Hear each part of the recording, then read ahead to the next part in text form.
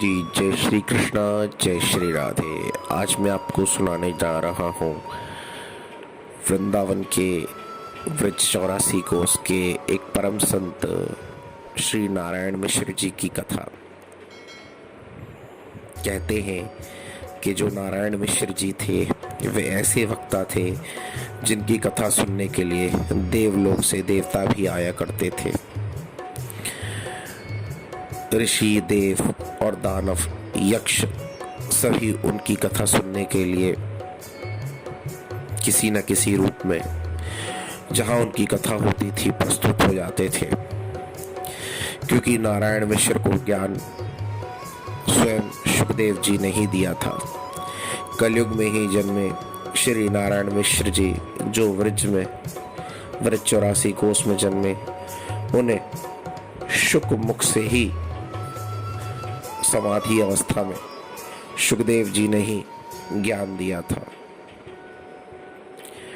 नारायण मिश्र जी की जब कथा होती थी तो बड़े बड़े राजा महाराजा कथा सुनने आया करते थे, और नारायण मिश्र जी जन्म से ही धन संपन्न थे और अपनी योग्यता के आधार पर उन्होंने बहुत धन कमाया।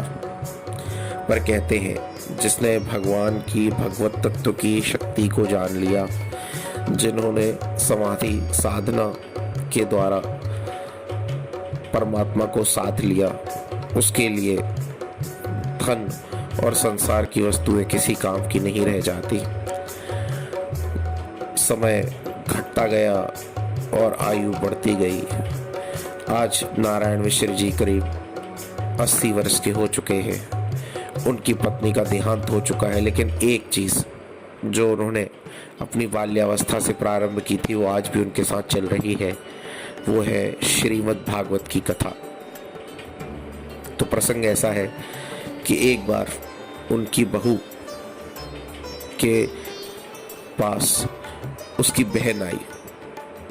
बहन ने देखा कि मेरी जो दीदी है उसके ससुर नारायण मिश्र जी तो बहुत दान पुण्य करते हैं, तो उसने ईर्ष्यावश चाटुकारिता करते हुए अपनी बहन से कहा कि देख, तेरे ससुर तो लगता है तेरी पूरी धन संपत्ति सब गरीबों में बांट देंगे, तब बुढ़ापे में तेरे लिए क्या रह जाएगा। नारायण मिश्र के सुपुत्र अपने जीजा को और अपनी बहन को भड़काते हुए उसने अपनी बातों में लगा लिया और ये कहा कि तुम इसे विष पिला दो, जब इसे भोजन करने दो तो भोजन में विष मिला देना। वैसा ही नारायण मिश्र के पुत्र और पुत्रवधू ने किया, परंतु नारायण मिश्र जी तो जब भी भोजन लेते तो पहले भगवान को भोग लगाते। जब भोजन को भोग लगाया जाता तो वो तो प्रभु को समर्पित हो जाता, फिर तो प्रसादी हो जाती। आज जो हम जिस तरह से भोजन विधि हम लोग जो करते हैं कि तवा से रोटी उतरी, कुकर से दाल निकली और बस सीधे परोसा और खा लिया, ऐसा नहीं होता है। पहले इसे भगवान को भोग लगाना चाहिए। तेरा तुझको अर्पण क्या लागे मेरा। जब हम परमात्मा को अर्पित करके खाते हैं तो उस अन्न के गुण दोष प्रभु ग्रहण कर लेते हैं। नारायण मिश्र जी रोज भगवान को भोग लगा करके पावाते थे और फिर पाते थे। नित्य की तरह उन्होंने वह भोग लगाया और उसमें जो विष था, उस विष में जो नारायण मिश्र जी को मारने के लिए उसमें जो जहर का प्रयोग किया गया था, उसकी शक्ति क्षीण हो गई और वो अमृत हो गया। 1 दिन, 2 दिन, 3 दिन, 4 दिन, कई दिन उन्हें विष से मिश्रित जहर से मिला हुआ भोजन कराया गया, पर नारायण मिश्र जी को कुछ भी नहीं हुआ।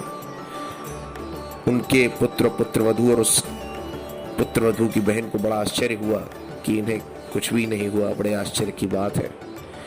तो एक दिन उन्होंने खुद उस भोजन को जो नारायण मिश्र जी ने ग्रहण किया था उसे कुछ हल्की मात्रा में अपनी जीवा पर लगाया तो वे बेहोश हो गए।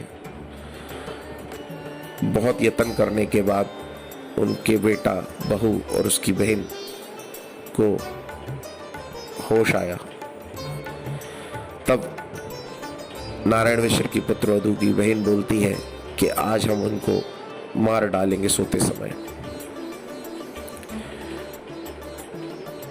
पुत्रवधू ने अपने पति से कहा कि तुम्हारे पिता को कल गला रेत के मार दिया जाएगा, लेकिन वह पुत्र अपने पिता की शक्तियों को समझ गया था। वह समझ गया था कि भगवान इनकी सदा नित्य साथ रहते हैं और मैं ही एक ऐसा भागा हूँ जो ऐसे महापुरुष की संतान होने पर भी अपने भाग्य की सराहना न करते हुए इन्हें मारने का प्रयास कर रहा हूँ।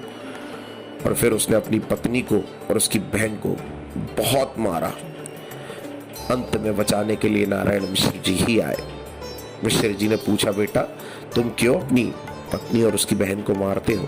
तब उन्होंने सारा वृत्तांत कह सुनाया। बोले, इसने मुझे प्रेरणा दी थी कि मैं आपको जहर दूं, हमने आपको जहर भी दिया, पर देखो भैया, जाको राखे साइया, मार सके ना कोई, बाल न बाका कर सके, जो जग बैरी होई। अगर ये जगत आपका बैरी है लेकिन जगत को बनाने वाले जगत पिता आपके साथ ही हैं, तो ये जगत अपनी पूरी शक्ति से भी आपका बाल बांका नहीं कर पाएगा। जो जगत के आधार, जगदाधार परमात्मा को अपने जीवन में आधार बना करके उनके प्रति समर्पित हो जाता है, वे हर वक्त, हर दिशा से, हर संकटों से, हर दिशा से आ रही सब समस्याओं से, मानसिक, शारीरिक, हर प्रकार की समस्याओं का वे निवारण करती है। इसीलिए शास्त्रों के माध्यम से प्रभु के गुणों को गाना चाहिए, प्रभु के भक्तों को उनके कथाओं का चिंतन करना चाहिए और प्रभु के मंदिर में बैठ करके उनके भजन गाने चाहिए। मेरी ये जो छोटी सी एक कथा है जो मैंने ब्रज के एक संत नारायण मिश्र जी की सुनाई, वह आपको कैसी लगी? और मेरा ये प्रयास कि बस राधा रानी और श्री कृष्ण के हो जाइए, क्योंकि उन भगवान श्री कृष्ण ने इस जगत में जो जन्म लिया और जो बाल सुलभ लीलाएं की, वो हम सब जीवों के मानसिक कल्याण के लिए। तो जिस परमात्मा ने हम जीवों के मानसिक कल्याण के लिए, हमारे मन को स्थिर करने के लिए बाल सुलभ दिव्य लीलाएं की, उनमें हम मन लगाए। जय जय श्री कृष्ण, जय जय श्री राधे।